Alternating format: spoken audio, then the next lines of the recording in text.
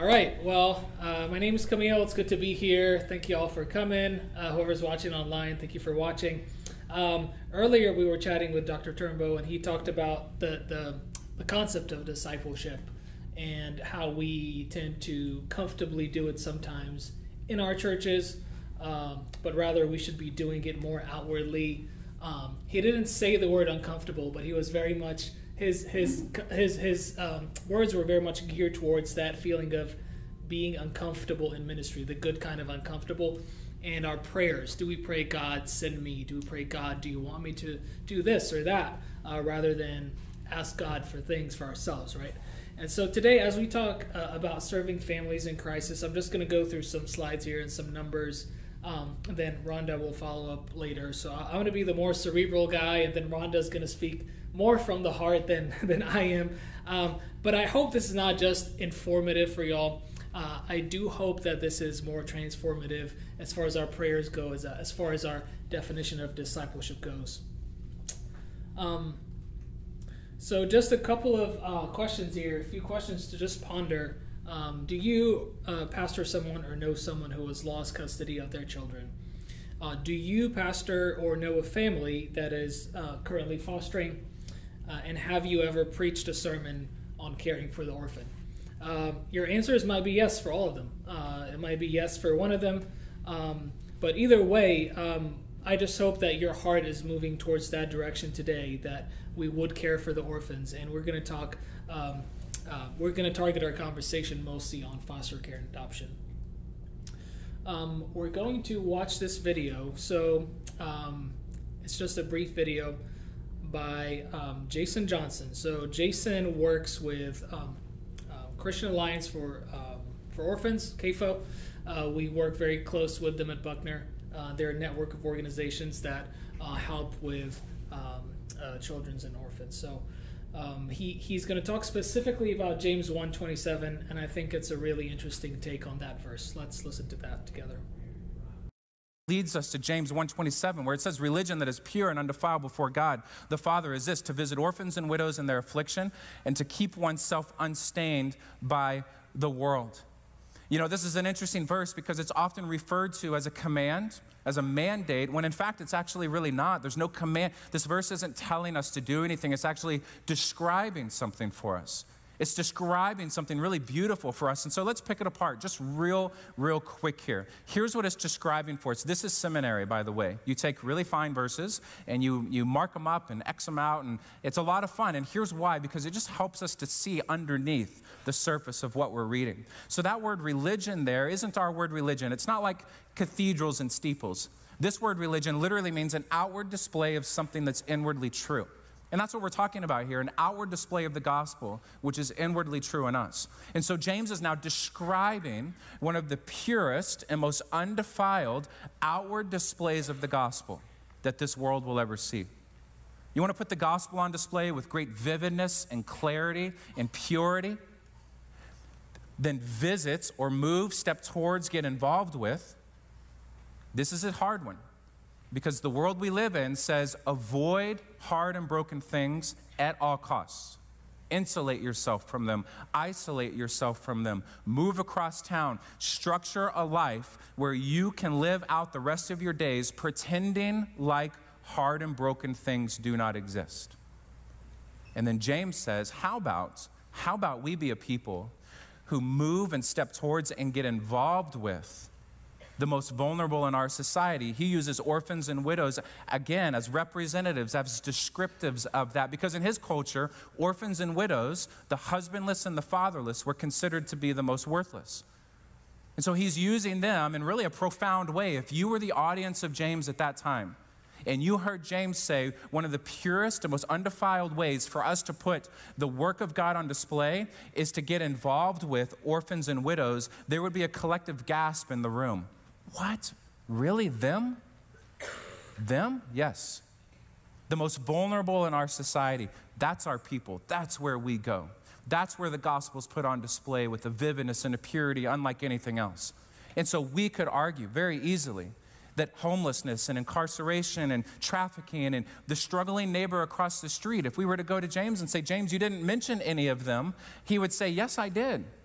This is representative of the most vulnerable in society, that we would be a people who move and step towards and get involved with them. Because when we do that, it puts the work of Jesus on display in pure and undefiled ways.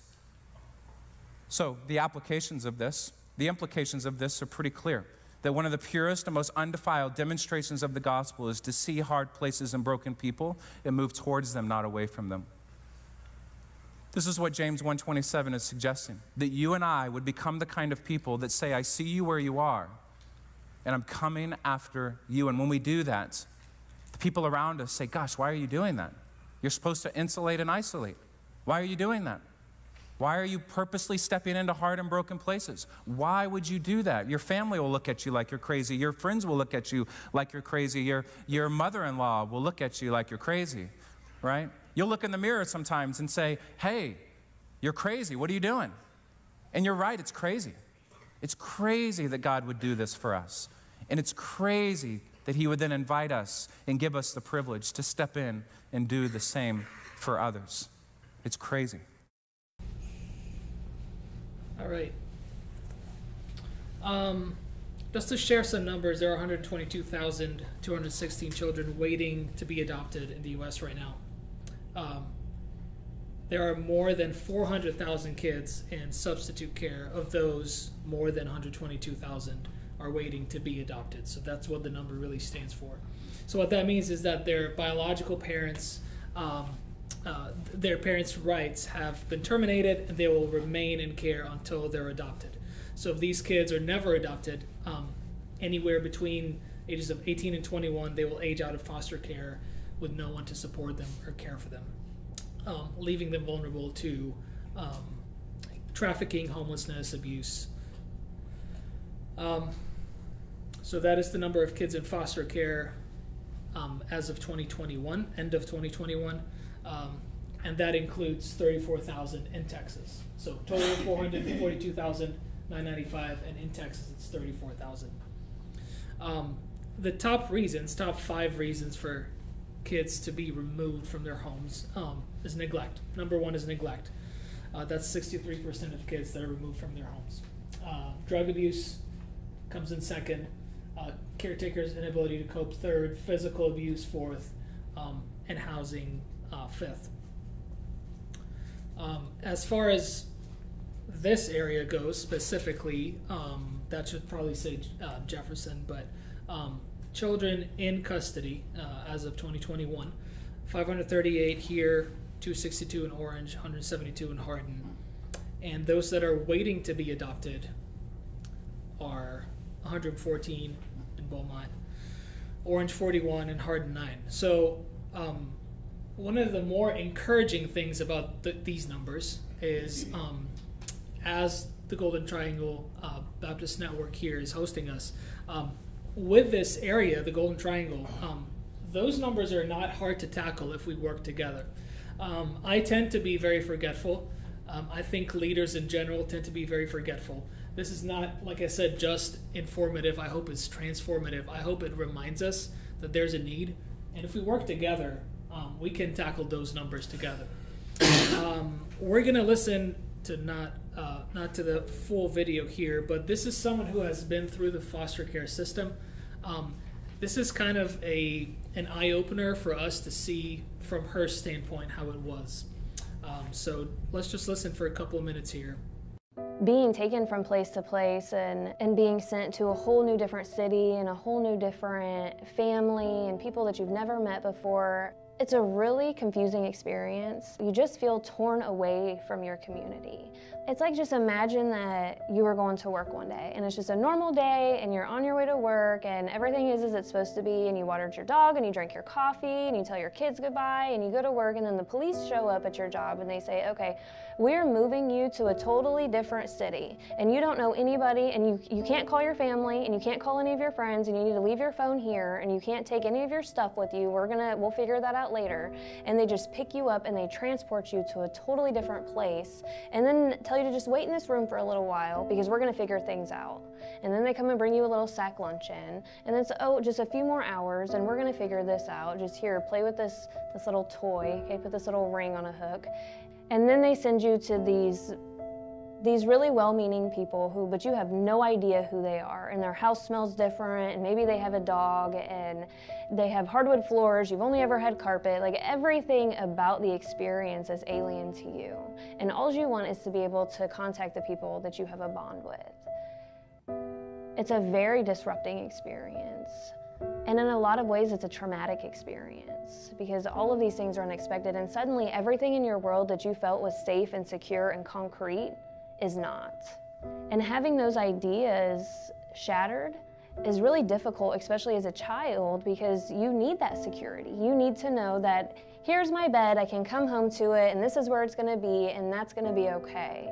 Or here's my mom, and no matter what, she's gonna be there for me, and I can just call her and she'll show up, and that's gonna be okay. When you can't believe that anymore, it starts to make you question, well, what can you believe? Who can you trust? What is a for sure thing? You begin to stop valuing certain things.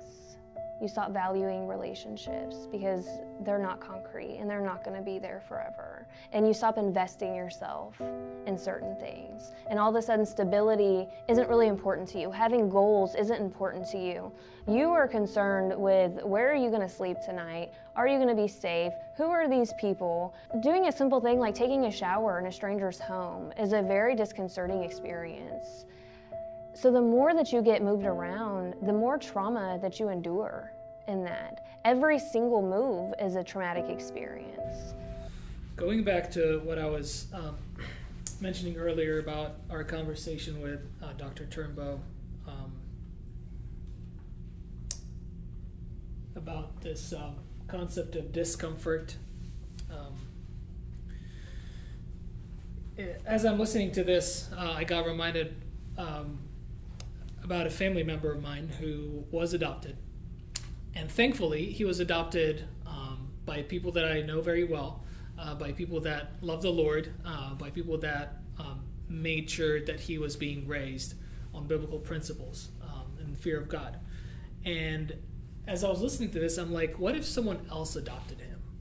What if someone else who has no relationship with Christ, does not intend to raise a kid on biblical principles, what if he ended up somewhere else? What would have happened to him? The idea really troubles me as I listen to this. And I hope this really goes deep into your heart, not just your mind, because there is a big need.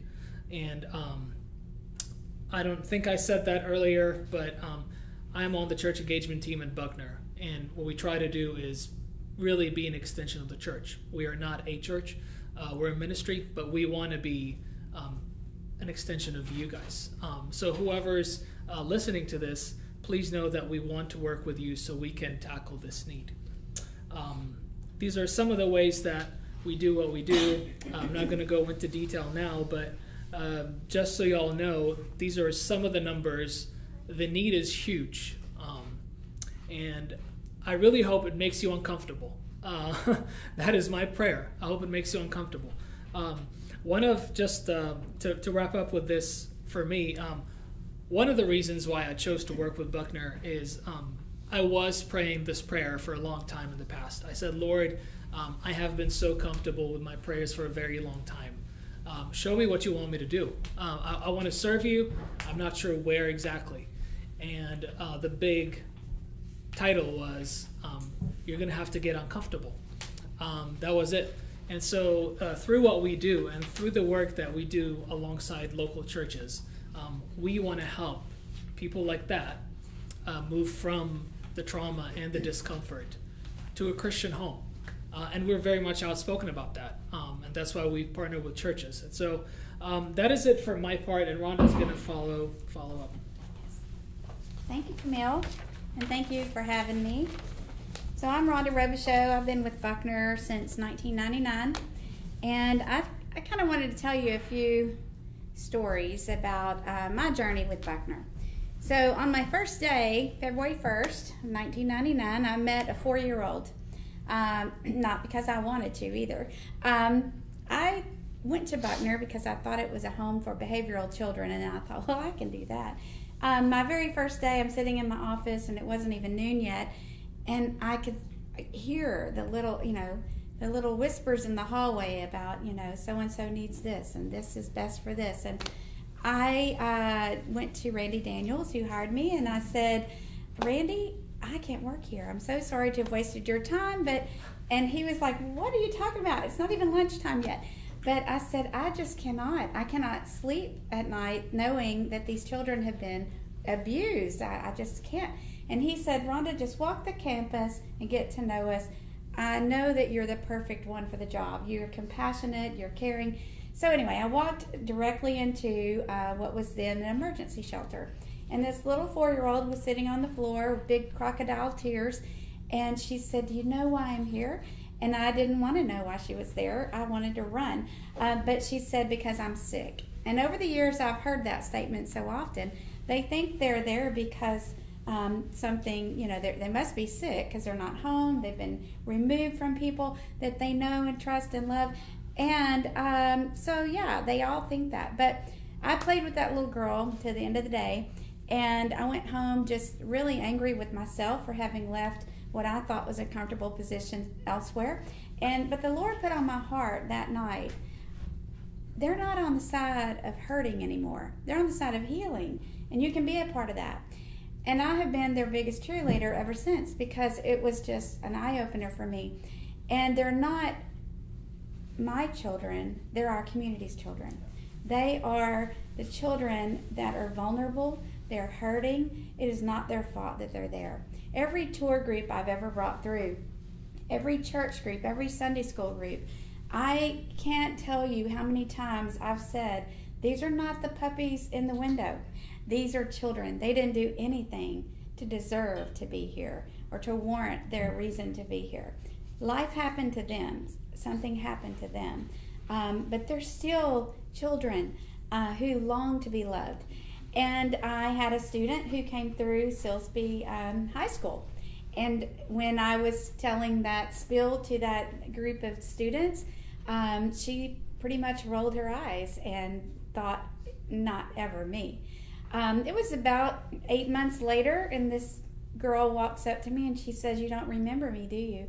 She said, and she quoted pretty much what my spill was, and she said, I did not believe what you said. She said, but life happened to me, and here I am. So just want you to know that when we're asking for foster families and adoptive families, we do want very much to keep sibling groups together. We need someone to take care of the older children and the teenagers. And when we say therapeutic care, children who need therapeutic care, that might mean just going to a counselor to talk about the things that have happened to them. It's for children who just need a little extra supervision. They may have a behavioral problem that needs to be worked through. And that leads me into my first week or month at Buckner when I met Rosa. Rosa came flying through the office, screaming at a full voice and yelling, and I heard a few profanity words, and I was like, oh my goodness, what's happening? Rosa was from Russia, and she was prostituted out by her family. Her father cut her face with a switchblade. Many years of counseling and therapy were needed for Rosa, and her foster family in Houston did not give up on her. And they brought her back to Buckner within my first few weks there. And again, I went back to Randy's office and said, are we safe? So he was like, yes. But Rosa, I witnessed firsthand God working in the life of Rosa. He healed her from the inside out. And I was on the sidelines watching. And it's just amazing to see the people who poured into her life. And it wasn't just Buckner employees. It was volunteers who came and loved on Rosa and the others out on the campus. I say all that to say that every single life that I have come across at Buckner, there's redemptive work. It's transformation. From the beginning, from the minute they step through the door until throughout their lifetime. My first year at Buckner, I met a child who would later become my daughter. So I adopted Alicia, and she's about to give me my third grandchild. I know what I'm talking about when I have watched lives transform, because the greatest blessing has not been my relationship with her, but what she's done in my own life. And I could go on about hundreds of children like her, but she's now a very productive citizen in this city, and she's interning at Buckner right now, so I'm real proud of her. So each year I attend a candlelight vigil at the Jefferson County Victims of Violent Crime. And a few years into my season at Buckner, I noticed a lady kind of hovering over our material, our handouts, and I walked up, "Oh, can I help you?" And she looks up and she's crying. And I was immediately moved, and I thought, oh, she must have adopted one of our babies. But she said that she was abused as a child and had ended up living at Buckner. And that she married an abusive man afterwards and was still in an abusive situation. But every time that he would beat her or life would happen to her, she would get in her car and drive through the circle at Buckner, real slow. And she said that I felt so peaceful. She said that's where I felt the most comfort, and I would calm down. And I said, well, my goodness, I thought we must have raised her. So I asked her, well, how long were you at Buckner? She said, oh, about 30 days. So the impact made on this grown woman who was older than me, and I'm young, but the impact that we made on her in 30 days spoke phenomenal. I mean, that is so big, spoke volumes to my heart that she felt safe, she felt loved. Many times we have to reteach what safe is and what love is and what family is really all about. So I hear all the time in foster care, well, I just don't think I could do it because I'd have to give them back. Or I don't want to see them go back to where they came from, da-da-da-da. That's God's work. Your work and my work is to be the salt, to be the seasoning. And even if we have a child only for a few weeks or a year or what have you, or a few months, what effect have you had on that child in that season that you've had them? What difference have you made in the life of that child? I'll tell you, the lady from the Candlelight Vigil, that 30 days of real love and real understanding and real nurturing meant the world to her. That will be with her the rest of her lifetime. Another fond story I have, I'll share. I received a call one day from one of our alumni. He said, I'm going to bring my family through Beaumont, Texas. We're from Nebraska. You were talking about Nebraska. We are from Nebraska. We're coming in for vacation. We'll be through there such and such and date. And I said, well, come on home, glad to show you around. So I kind of put that in the back of my head, and here comes the date, and I knew it was on my calendar. Okay, I'll be seeing this fella at some point today. I'm walking through the lobby. The door opens, and this man comes bursting through. He's about, giant. And he said, I'm looking for Rhonda Robichaud. I was like, oh, that'd be me. And all of a sudden, I was whisked off my feet. I mean, he literally spun me around, and he said, this is my family. And I'm looking at the door for his family, his wife and his 2 kids are coming in the door. And he was not talking to me. He was talking to them to say that I'm his family. And when the impact of that statement still lives and resonates in my heart, because they all feel that way. I didn't know that man when he lived on that campus, but I represent everyone who rocked him to sleep, who helped him through a bad time. He was like a little kid running around that campus. He showed her the little woods where they would go hide in the tree until lunchtime when they wanted to feel like they were running away for a minute. The stories he shared, and he said the cottages kind of looked like they shrunk, that they were so big when he was so little, but it's those kind of stories. Every 5 years we have a reunion. It's amazing how many kids will fill that campus and fill those homes and fill the grounds, and they all come back with a special, something really significant. It's not easy to go back into a place where you had a tremendous pain. And when they walked in the door, they had tremendous emptiness and pain, and nobody wants to go back to a place like that. So it amazes me that they do come back, because love overpowered that pain. Love showed up, and healing took place. They met Jesus. They met Jesus at Buckner. They were ministered to. They were loved on. And, you know, when I first started at Buckner, Laura May, who's still with us today, would tell me, you're going to make a lot of, no, she said, you're going to make mistakes here. And I thought, oh, well, I'm going to be short-lived, because I know I'm going to not be here long. But what she meant by that is, I used to be really energetic, we'll say. So this little boy came up to me one time, and I kind of jumped at him. I was like, hey, how are you doing? And when I did it, he went, oh, and I thought, oh, that's what she meant. I'm not going to do that again. That's a mistake I will not make again. And I would tell the groups that I would bring around, don't go and approach a child and just reach out and hug them, because you're in their space and they need their space. If a child approaches you, it's completely different, but not that. And so one time, a little sweet grandmother, she meant no harm, but she was like, oh, you look just like my granddaughter, and you know, all that. Well, that child went right back into therapy, because grandma was the abuser, and it just was a backfire. So you just don't know. But I can assure you that every child is unique and individual, and all they need is the same thing that all of us need, and that is love and a chance to make a difference. I will tell you one final story. Daddy Dave. Many of you know David Blakely. He's one of our local boys, and he is a Buckner baby. And he's our oldest Buckner alumni, and I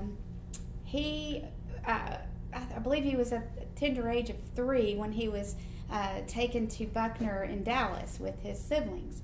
And he ended up being back in his hometown over here. But one day he was at one of our alumni reunions, and we had the youngest Buckner baby, which was about 3 to 6 weeks old. I can't remember, but she was a little bitty one. And his late wife was Mama Ann. And so Miss Laura hands the baby to Daddy Dave, and he says, Miss Laura, what's this baby's name? And her name was Amelia Ann. And he said, Amelia Ann, you know. So anyway, it was a connection with his late wife. And so he was holding the baby. We got lots of pictures of that. Well, his daughter, Jen, and her husband, Ricky, had just begun to foster children. They ended up fostering this child, and the child went back to the family. And then the child was up for adoption. They called Ricky and Jen, and they ended up adopting little baby Amelia. So Daddy Dave has a picture where he says, I held her first, and he is now her grandfather. But all that to say that, you know, our programs and services, I could stand up here and just say, well, this is what Buckner offers. Buckner doesn't just offer programs and services. We offer life. We offer hope, and that's why our logo is Hope Shines Here. I get really emotional when I talk about Buckner, because I've never worked a day in my life at Buckner. I love what I do. I love watching the children change. I love the transformative work that I see, and we don't do that alone. I don't do that. I don't take credit for that. You know, Mike doesn't do that at Calder Woods. We are on the sidelines watching God at work, and we can only do it with a community of faith believers. We can only do that with our local church. We want our children to be in Christian homes. We want our children to grow up, like Camille said, with healthy families who serve the Lord. So I will tell you that our mission statement for Buckner International is to follow the example of Jesus by serving vulnerable children, families, and seniors. Our mission statement at Buckner Children and Family Services, we're a Christian ministry devoted to protecting children, promoting independence, and building strong families. We have, you know, folks know us as a campus where orphans live. And we have evolved. We meet the needs of every community. We are no longer an orphanage, and we don't even need a campus. We are serving children by way of foster families, adoptive families, and we have community services that are free. And we want your churches to utilize these services. If you have a family who is having general family conflict, or mom and dad are out of work and they don't know how to make ends meet and that kind of thing, the whole family needs help. We have FAYS, which stands for, oh goodness, my mind went blank, Family and Youth Success. It used to be our STAR program, Services to At-Risk Youth. It's the same concept. But they serve families with children from 6 to 17. And they help the whole family get on the same page and get through there. It's a short intervention. And it's really great with teenagers, ask me, because we survived those years because of that program, my son and I. But we have a trail program where we transition our youth, all youth, not just youth served by Buckner, but all youth exiting the foster care system. There's a place on across from Lamar University called the FYI Center. It's a transition center where we help these young adults with computer skills. We partner with different counseling agencies and different people to help these young adults get on their feet. We help them with budgeting and getting into Lamar or taking the next step in life. The FYI Center serves ages 16 through 26 to help transition and live independently. Project Hopes is healthy outcomes through prevention and early support. It's a free in-home based curriculum program using parents as teachers, supporting families throughout their pregnancy. Really helps the moms see what the developmental stages of the child are. It's to prevent child removal. Fatherhood Effect. We help fathers become empowered and find their position as a dad to intentionally engage their children in their children's lives to strengthen families. And we have several volunteer opportunities. If you want to get involved with Buckner, there are so many ways. Of course, we always could use blessing blitzes. When a child first comes into care, we receive new stuffed animals for them, a new Bible for them, personal care items. We have a ministry, I was just telling the folks here, they brought some quilts over from First Baptist Nederland. And we have a pillowcase ministry where two ladies, that's what they do. They make pillowcases, they put the child's name on it. One of the other mistakes I made at Buckner one time is I used to get people to adopt a room. They would adopt and they'd put 4 matching this and that. And so one of the children were leaving and they were taking their comforter. And I was like, oh, no, see, you have to leave that. It matches the other 3. And Miss Laura's like, no, stop, let her take it. And I'm like, but it matches the other 3. And she says, Rhonda, we can replace that. You don't know the tears, both happy and sad, that have wrapped and snuggled that child. Let her take it. It's just a comforter. It's like, okay. So I've learned so much over the years. But holidays, we could always use your help for the holidays. We have giving trees throughout the community. You can adopt a family through one of our FAYS or our transitional kids that are getting out of care. You could do gift cards. We're always in need of gift cards for some of our kids are working. They're trying to buy their own groceries. Gift card to HEB or one of these places that can do gas or food is perfect. Bus passes. You could be a voice for Buckner. You can be an advocate. You can show up at an informational table with us and talk about Buckner if we can't be there, or you can work alongside of us, or you can host a shoe drive. We do Shoes for Orphan Souls, where we collect shoes, we share them with our own kids, and then we send them to our humanitarian aid warehouse, where other volunteers go. They pray over the shoes, they put notes in the shoes, They go on a mission trip with us and put the shoes on the feet of the children that we serve. There's just so many ways. I don't want to take up all your time today, but I do want to tell you, when you are a part of Buckner, then you are not just a part of an organization, you're a part of changing lives. So call us, 409-866-0976. Anytime. We'd love to come and speak to your church if you'd like that. We can do foster care meetings. We do them once a month at Buckner, the second Monday of every month from 5:30 to 6:30, informational only. Or we can come to your church. If you have a group of 3 or 4 or 5 people that are interested, we'll come and present there. So however we can partner with you, we would love to. So thank you so much for having us today.